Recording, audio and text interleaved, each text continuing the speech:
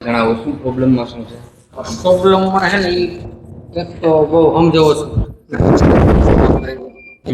પછી દોડી કરે આખો દી. આમ મમ્મી ને એવું બોલવામાં ઓછું. મમ્મી બોલે, માં બોલે, આપણે કહીએ તો એ ન બોલે. એને મનથી બોલતો હોય તે. કેટલા વર્ષનો થયો છે? એને આ 7મું વર્ષ આવે. 7મું વર્ષ. એટલે આ પ્રકારના તમે લક્ષણ છે કેટલાક સમયથી આમ દેખાય છે? એ છે ને લગભગ 4 વર્ષ થયા. 4 વર્ષ જેવું. 4 વર્ષથી દવા ચાલુ છે. અને જન્મ આ સમયે રડ્યો તો કે નતો રડ્યો? રડ્યો તો એને 6 મહિના સુધી તો કઈ નથી. 6 મહિના સુધી કઈ. અને એ પછી હું લક્ષણ દેખાતા હતા? પછી એને તાણની આંખ આવી ને 3 વાર એ પછી એને આ દોડી વધારે કરે. અત્યારે આમ તોફાન કેવું કરે? તોફાન તો કરે. ક્યારે એકલા છોકરાને તો દેખાય એટલે વાળે. ક્યારે એકલો રડે અથવા તો નહીં શું બોલવું એમ કઈ નહીં. આપણે કે સમજે બધા? હા એ તો સમજે પોતે કે માર્કેટ કેવું કઈ નહીં એવું કઈ કરતો પણ આમ છોકરાઓને દેખે ને બોલે કે નહીં? મમ્મીને બોલે. મમ્મી માં ચોખ્ખું બોલે? હા બધા છે.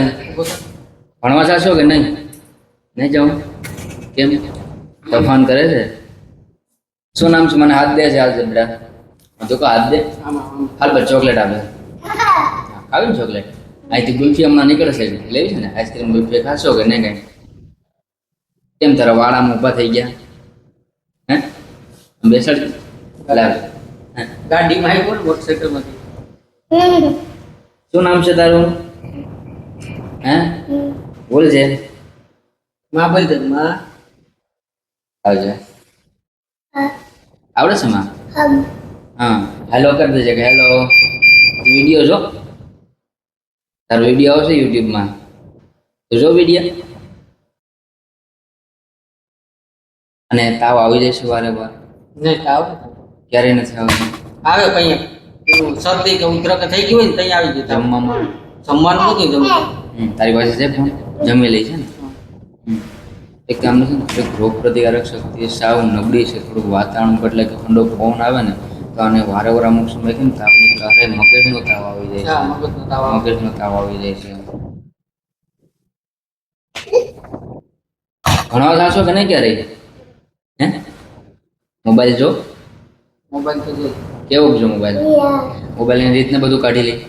નહીં આપણે ઓલા દાખલા કરી દઈએ ને પછી એની રીતનામાં બદલાવ્યા કરે. હા કેટલા છોકરા આપણને? એક જ છે.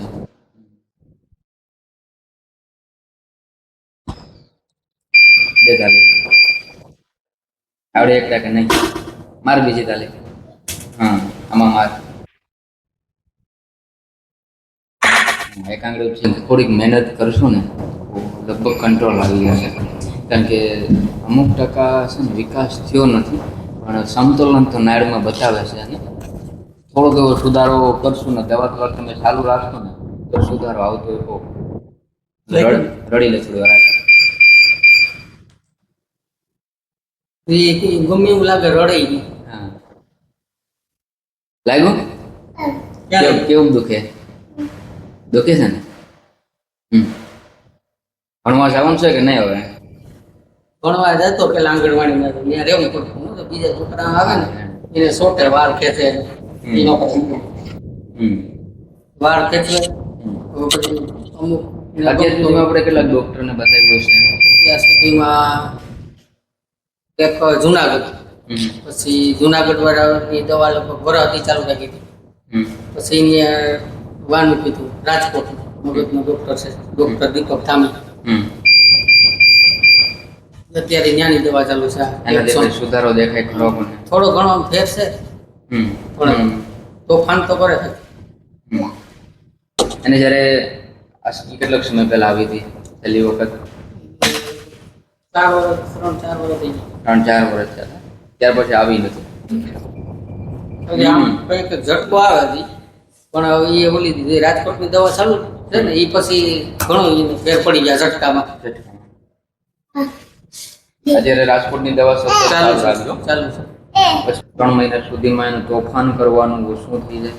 પ્લસ બીજી વસ્તુ કે થોડુંક સમજવાની ક્ષમતા વધી જાય અને એમની રીતના અમુક વસ્તુ કે સંદાસ પાણીને થોડુંક એવું આપણે જતા હોય તો સમજવાનું જ્ઞાન જશે તો આપણને ભલે અમને ગમે એટલો કોર્સ કરવો પડશે, ધીમે ધીમે ચાલુ રાખવું, પણ મેઇન વસ્તુ કે આપણે 3 મહિના સુધી અને સતત લસણનું શાક ખવડાવવાનું છે.